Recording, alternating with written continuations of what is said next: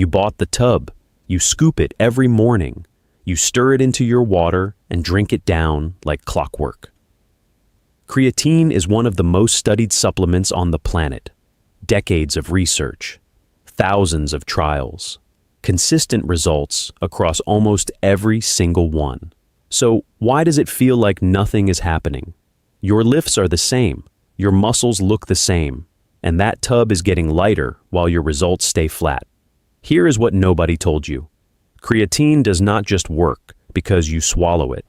It works because it saturates your muscle cells with a specific molecule called phosphocreatine, and that saturation has rules, precise ones. Break even one of those rules, and the entire mechanism stalls. The supplement never reaches the threshold where benefits begin. You are essentially drinking expensive powder and flushing money down the drain. Most people taking creatine right now are violating at least two of these rules without having any idea. This is not about bro science opinions or gym floor wisdom passed down from the biggest guy in the room. This is about what is actually happening inside your muscle cells when you take creatine, and why the way you are using it is blocking the very process that makes it effective. We are counting down 5 specific mistakes from the most common to the most damaging. For each one, I am going to show you the cellular mechanism it disrupts, why it matters, and exactly how to fix it. By the end, you will understand how creatine actually works, at the molecular level better than most personal trainers, and you will have a dead simple protocol that costs almost nothing and wastes nothing. Let us start with mistake number 5.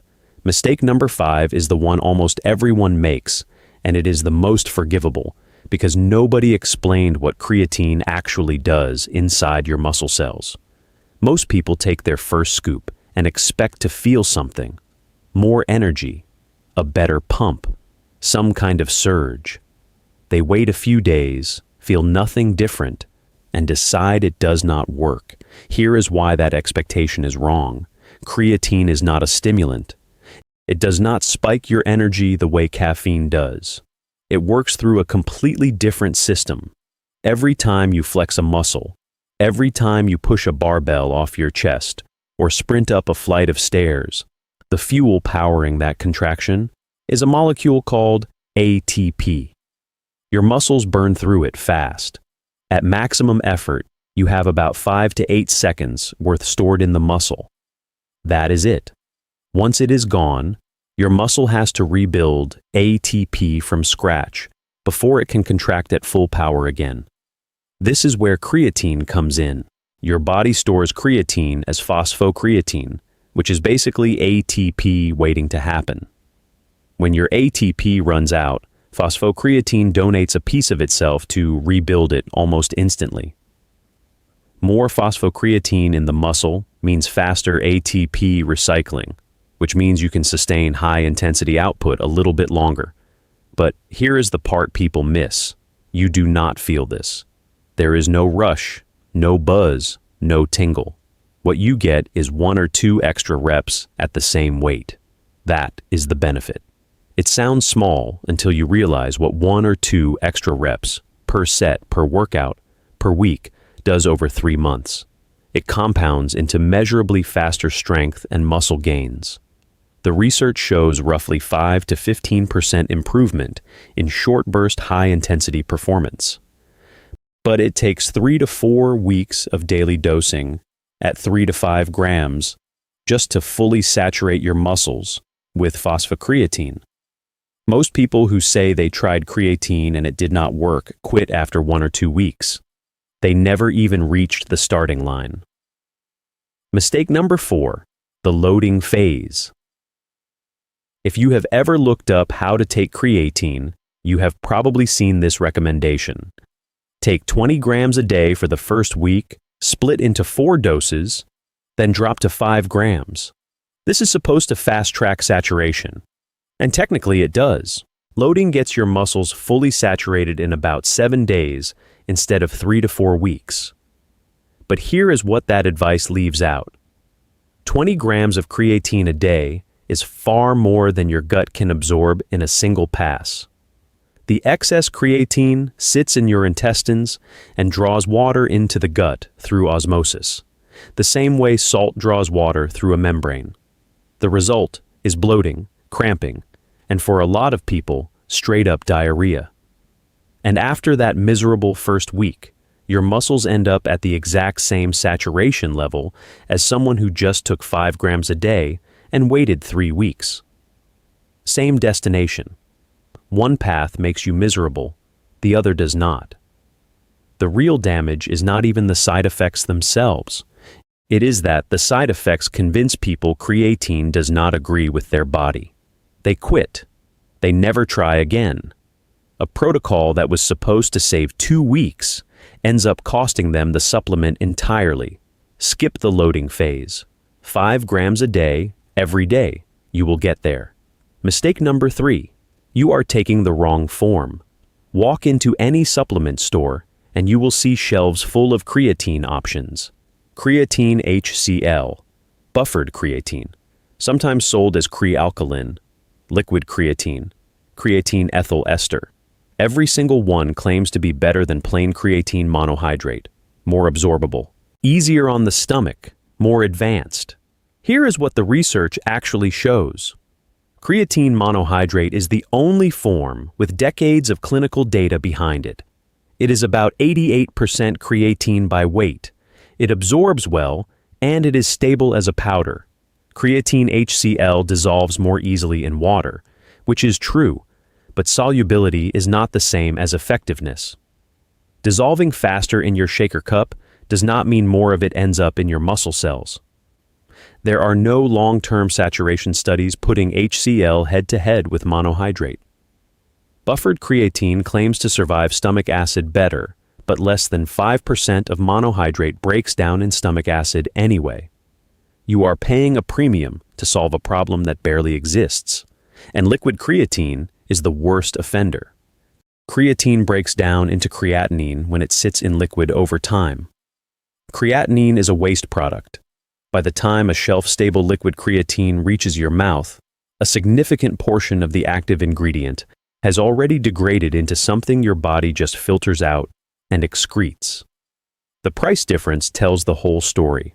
Monohydrate costs roughly 3 to 5 cents per serving. These premium forms run 15 to 50 cents or more. You are paying 5 to 10 times as much for less usable creatine. The cheapest tub on the bottom shelf is almost certainly the most effective one in the store.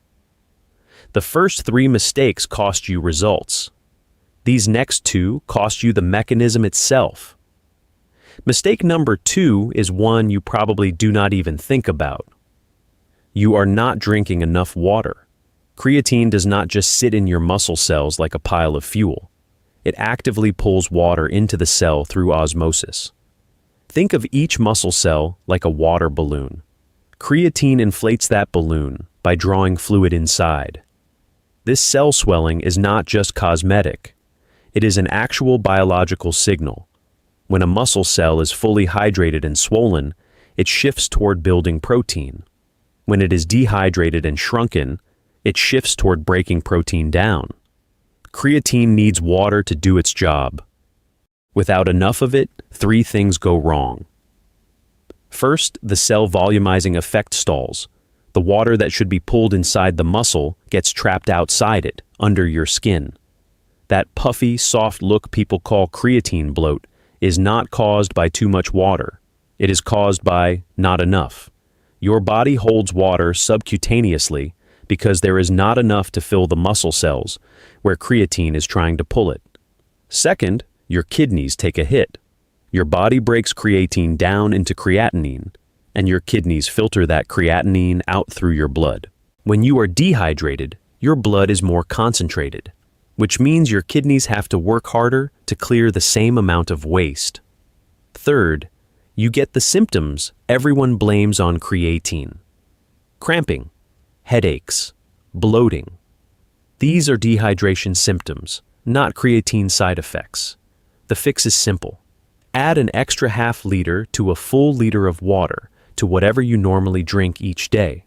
That is 2 to 4 extra glasses. Mistake number 1. This is the big one, and it is the single most common reason creatine fails. You skip days. Or worse, you cycle off entirely. Everything we have covered so far, the phosphocreatine stores, the ATP recycling, the cell volumization, all of it depends on one thing: saturation. Your muscles need to be fully loaded with creatine for the benefits to kick in. That takes 3 to 4 weeks of consistent daily doses. Every day you skip, your stores dip. Every week you take off, they drop further, go 4 to 6 weeks without it, and you are back to baseline, completely empty. All that time invested, gone. The cycling myth probably started because people confused creatine with hormonal supplements like pro-hormones or testosterone boosters, where your body actually does build tolerance and needs a break to reset its receptors. Creatine has no such mechanism. There is no receptor down regulation. No enzyme desensitization. Your body does not adapt to it or stop responding. It is like saying you need to cycle off drinking water, so your body does not get used to being hydrated. Think of your muscle creatine stores like a bathtub. Every daily dose adds water. After a few weeks, the tub is full and the benefits are flowing. Cycling off is pulling the drain plug. You are actively emptying the very thing you spent weeks filling.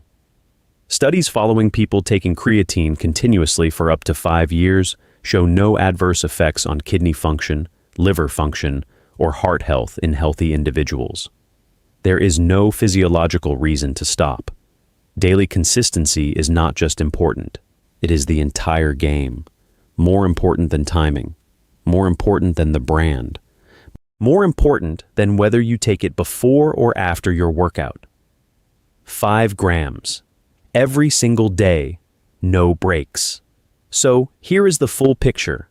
Creatine works through one mechanism: saturation. Fill your muscle cells with phosphocreatine, keep them full, and the ATP recycling system runs faster and longer. That is the entire science. Every mistake we just covered, the wrong expectations, the loading phase, the fancy forms, the dehydration, the skipping days, they all break the same thing.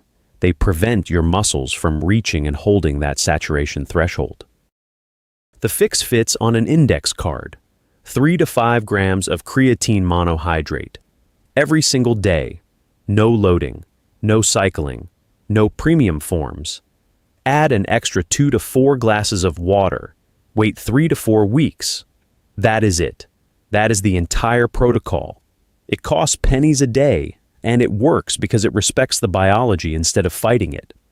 Here is the bigger principle. If you cannot explain how a supplement works at the cellular level, you cannot tell good advice from bad advice. You are just trusting labels, trusting the guy at the gym, trusting whatever showed up first in your search results. But when you understand the mechanism, the marketing stops working on you. You can hear someone say you need to cycle off creatine and know instantly that there is no biological basis for that claim. You can see a $40 bottle of liquid creatine and know that half of it has already broken down into waste. That knowledge is worth more than any supplement. Remember that tub sitting on your counter, the one you were starting to think was useless? The molecule inside it is one of the most proven performance compounds in existence. It was never broken. The protocol was